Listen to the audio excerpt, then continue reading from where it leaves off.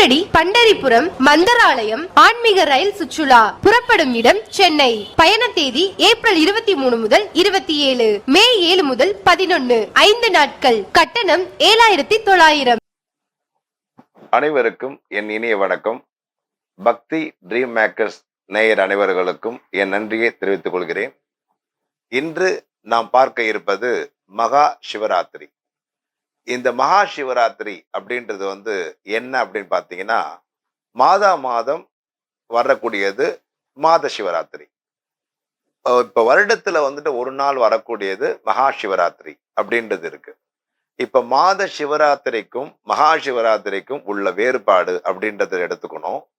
இந்த மாத சிவராத்திரி இருக்கு இல்லையா, இப்ப ஒரு மனிதன் அப்படின்றவன் எவ்வளவோ பாவங்களை பண்றான், எவ்வளோ மனிதர்களுக்கு கஷ்டத்தை கொடுக்குறான்.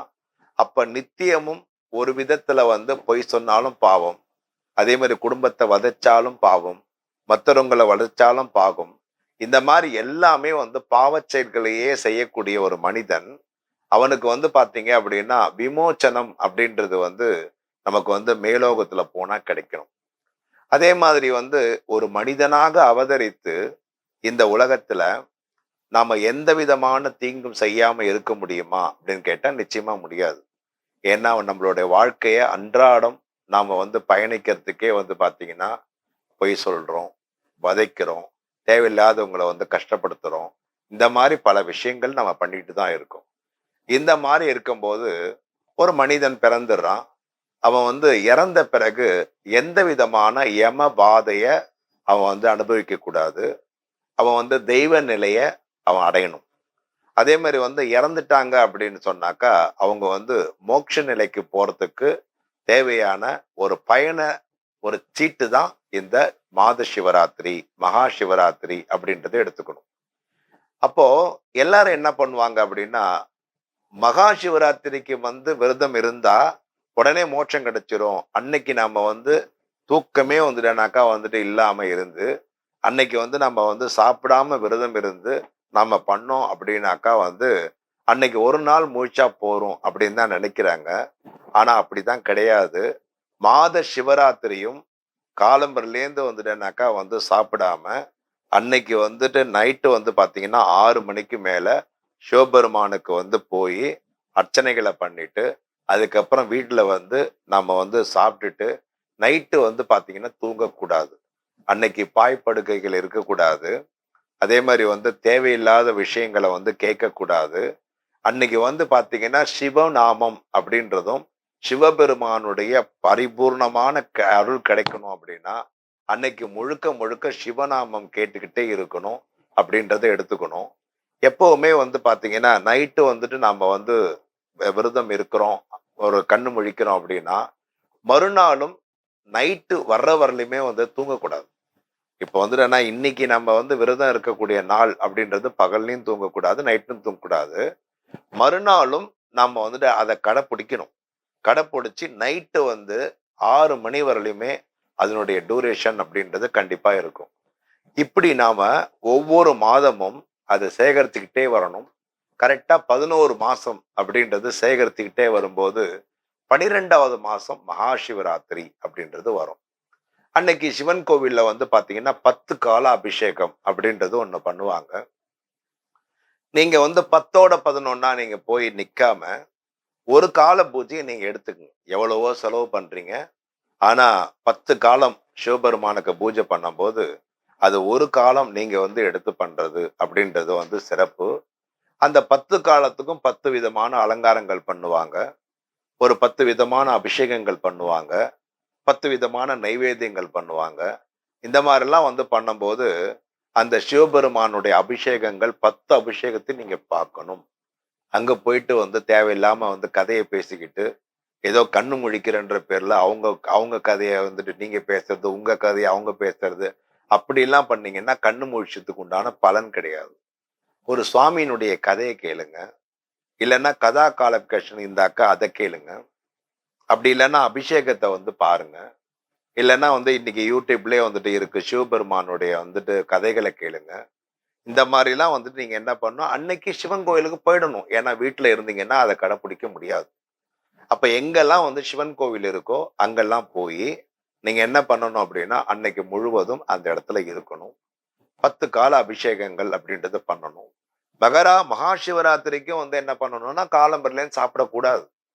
சாயந்தரம் 6 மணிக்கு இலை போட்டு தான் சாப்பிடணும். அப்போ வந்து பாத்தீங்கன்னா நல்லா திருப்தியா படப்பயசத்தோட கூட நீங்க வந்து சமைச்சு ஈஸ்வரனுக்கு வந்து நீங்க நைவேத்தியம் பண்ணிட்டு சாப்பிடலாம். சாப்பிட்டுட்டு அதுக்கப்புறம் வந்து நைட்டு வந்து சிவபெருமான் கோவிலுக்கு போயிடணும். போயிட்டு அந்த 10 கால அபிஷேகமும் பார்க்கணும். போயிட்டு வந்த உடனே நம்ம வீட்டுல மறுபடியும் வந்துட்டோம்னாக்கா குளிச்சுட்டு மறுபடியும் சிவபெருமானுக்கு அன்னைக்கு காலம்பரை வந்து பூஜைகள் பண்ணணும்.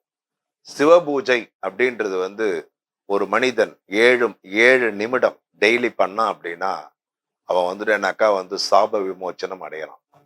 அதனால வந்து டெய்லி 7 நிமிடம் சிவனை நினைத்து யாரு வந்து ஒருத்தவங்க பூஜை பண்றாங்களோ, அதே மாதிரி சிவனை நினைத்து வந்துட்டு கண்ணுக்குள் சிவனை கொண்டு வரார்களோ அவங்க வந்து சாப விமோச்சனமும் பாப விமோச்சனம் அடைவார்கள் அப்படின்றத தெரிஞ்சுக்கணும்.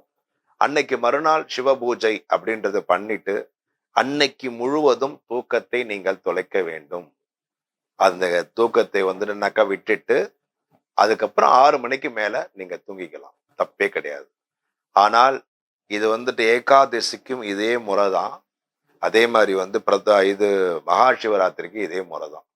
இன்னைக்கெல்லாம் என்ன பண்றாங்க, காலம்பரிலேருந்து வந்துட்டு டிஃபன் சாப்பிட்டுக்கலாம், மத்தியானம் சாப்பாடு சாப்பிட்டுக்கலாம், நைட்டு டிஃபன் சாப்பிட்டுட்டு ஒரு பாதி நாள் தூங்கிக்கலாம் அப்படின்லாம் பண்றாங்க.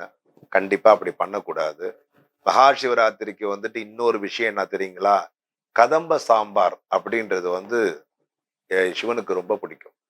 அதனால வந்து நிறைய காய்கறிகளை போட்டு கதம்ப சாம்பார் மாதிரி வச்சு, இது ஏகாதசிக்கும் அப்படிதான். வேளாகுழின்னு சொல்லுவாங்க. அது வந்து கேரளாவில் வேளாகுழி சாம்பார்னு சொல்லுவாங்க. அப்போ வந்து என்னன்னா சிவனுக்கு வந்து பிடிச்சது என்னன்னா பச்சரிசியில சாதம் வடிச்சு அன்னைக்கு சாப்பிடணும். அதே மாதிரி வந்து நிறைய காய்கறிகள் இருக்கணும். அப்படியே காய்கறியை வந்து போட்டு அதை சாப்பிட்டாதான் சிவபெருமான் அவர் வந்து நமக்கு வந்து பரிபூர்ணமான அருள் கிடைப்பார் அப்படின்றத சொல்லணும்.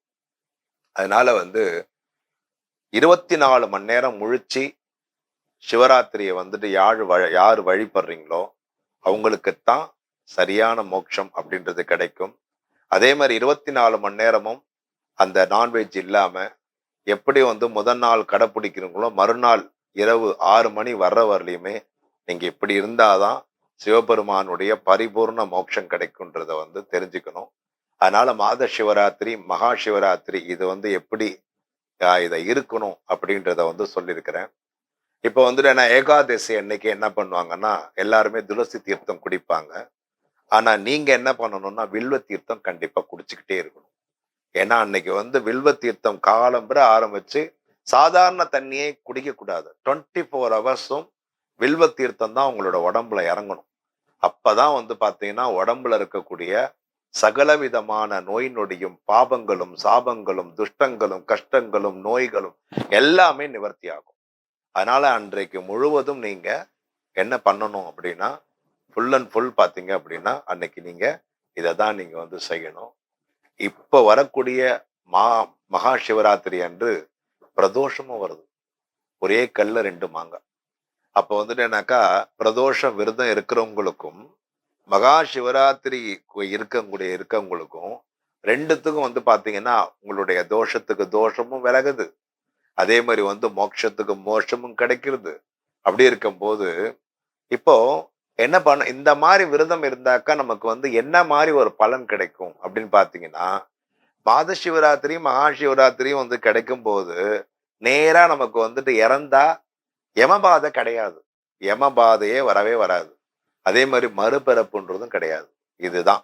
அதனால மறுபிறப்பு தேவையில்லைன்னு யாரெல்லாம் நினைக்கிறீங்களோ, யம தண்டனை அப்படின்றது யாருக்கெல்லாம் வேணான்னு நினைக்கிறீங்களோ, உங்களுடைய பாப சாப பிரச்சனைகள்லாம் தீரணும்னு நினைக்கிறீங்களோ, நீங்க வந்து ஒவ்வொரு மாத சிவராத்திரி மகா சிவராத்திரியும் விரதம் இருந்து பாருங்க. கண்டிப்பா நீங்க இறக்கும் நாள் நல்ல திதியாக, நல்ல நாளாக, நல்ல நட்சத்திரமாக கண்டிப்பா வந்துட்டு இருக்கும். அதையும் தாண்டி சிவபெருமானுடைய கணங்கள் அப்படின்னு சொல்லக்கூடியவங்களே உங்களுடைய ஆத்மாவை எடுத்துட்டு போவாங்க. இதை விட என்ன கொடுப்பன வேணும் நமக்கு? அதனால வந்து சிவபெருமானுடைய பரிபூர்ணமான அருள் கிடைத்தால் நாம இறந்த உடனே நம்மளுடைய நம்மளுடைய பூத உடல் மட்டும்தான் இங்க இருக்கும். ஆனா நம்மளுடைய ஆத்மா எந்த கர்மாவுக்காகவும் வெயிட் பண்ணாது. மத்தவங்க எல்லாம் வந்து பாத்தீங்கன்னா, இப்ப மத்தவங்க எல்லாம் விரதம் இருக்கிறாங்க இல்லாம இருக்கிறவங்களுக்கு எல்லாம் என்ன ஆகும்? 10ஆம் நாள் காரியம் பண்ணணும், 16ஆம் நாள் காரியம் பண்ணணும், 8ஆம் நாள் வந்து காரியம் பண்ணணும் அப்படின்றதுக்காக அந்த ஆத்மா வந்து இங்கேயே நின்றுட்டு இருக்கும். போகாது. ஏன்னா பூதகணங்கள் கொண்டு போகாது. உன்னுடைய ஈம கடங்கள்லாம் முடிச்சிட்டு நீ வா அப்படின்னு வந்து நிற்கும். அதே மாதிரி வந்து பாத்தீங்கன்னா, இங்கேருந்து வந்துட்டு அவங்க மேலோகத்துக்கு போறதுக்கு 1 வருஷம் ஆகும். போயிட்டு மறுபடியும் இங்க வந்துட்டேனாக்கா வந்து முதல் வருஷ திதியை வந்துட்டு கொடுத்துட்டு, அதுக்கப்புறம் வந்துட்டேனாக்கா 14 மாசம், அதாவது வந்துட்டு இறந்ததுலேருந்து 14 மாசம் கழிச்சு தான் இன்னொரு வயித்துல போய் பிறக்கிறதுக்கு உண்டான ஒரு யோகமே கிடைக்கும். இது வந்துட்டேன்னா நார்மலா இறக்குறவங்க. துர்மரணம் ஏற்படுறவங்க என்ன பண்ணுவாங்க? 14 மாசம் கிடையாது. ஓகேங்களா? 8ஆம் நாள் காரியம் பண்ணாலும் சரி, 10ஆம் நாள் காரியம் பண்ணாலும் சரி, 16ஆம் நாள் காரியம் பண்ணாலும் சரி, இல்ல 1 வருஷ திதியை பண்ணாலும் சரி, 14 மாசத்தையும் தாண்டி பல நாள் வந்து பாத்தீங்கன்னா இந்த ஜனன பூமியிலே சுத்திட்டு இருப்பாங்க தேவையில்லாம. அப்ப வந்துட்டு என்னாக்கா பிறப்பெடுக்கிறதுக்கு வந்து ஒரு விமோச்சனமும் கிடைக்காது. அதே மாதிரி பிறப்பை கொடுக்கறதுக்கு ஒரு தாயினுடைய வயிறும் கிடைக்காது. அதனால வந்துட்டேனாக்கா வந்து இந்த இந்த மாதிரி வந்து உபாதைகள்லாம் இருக்கக்கூடாது அப்படின்னு விரும்புனீங்கன்னா சிவபெருமானுடைய அருள் கண்டிப்பா நமக்கு வேணும். அதனால மகா சிவராத்திரியும் மாத சிவராத்திரியும் கண்டிப்பா விரதம் இருங்க. உங்களுடைய இறந்த நாளை ஒரு சிறப்பான ஒரு நாளாக மாற்றக்கூடிய ஒரு வல்லமை இந்த மகா சிவராத்திரிக்கு உண்டு அப்படின்றத வந்து சொல்லலாம். அதனால வந்து இந்த மாதிரி வந்துட்டு ஒரு நிகழ்ச்சியை, அதுவும் இந்த நம்மளுடைய பக்தி ட்ரீம் மேக்கர்ஸ் நேயர்கள் உங்களுக்காக கொடுக்கறதுல நாங்க ரொம்ப பெருமைப்படுறோம். ஏன்னா வந்து தெரிஞ்ச விஷயம் அப்படின்றது வந்து மறைக்க கூடாதுன்னு சொல்லுவாங்க. தெரியாத விஷயத்த வந்து உங்களுக்கு வந்து கொடுக்கறதுல நாம வந்து ஒரு முன்னோடியா இருக்கணுன்றதுக்கோசரம் தான் இந்த மகா சிவராத்திரிக்கு நாம இவ்வளோ விஷயத்த உங்களுக்கு சொல்லியிருக்கிறோம். அதனால வந்து இந்த சிவராத்திரியை வந்துட்டு வணங்குங்க, சிவ பூஜை பண்ணுங்க. ஒரு நாளைக்கு 7 நிமிடம் போதும், 7 நிமிடம் சிவபெருமான நினைச்சு வந்துட்டேன்னா 7 நிமிடம் நீங்க வந்து கண்ணை மூடி தியானம் பண்ணுங்க. எவ்வளவு அற்புதங்கள் உங்களுக்கு நிகழப்போகுது அப்படின்றத பாருங்க. இவ்வளவு நேரம் இந்த நிகழ்ச்சியை பார்த்து கொண்டிருந்த அனைவருக்கும் என் மனமார்ந்த நன்றியை தெரிவித்துக் கொள்கிறேன். நன்றி, வணக்கம்.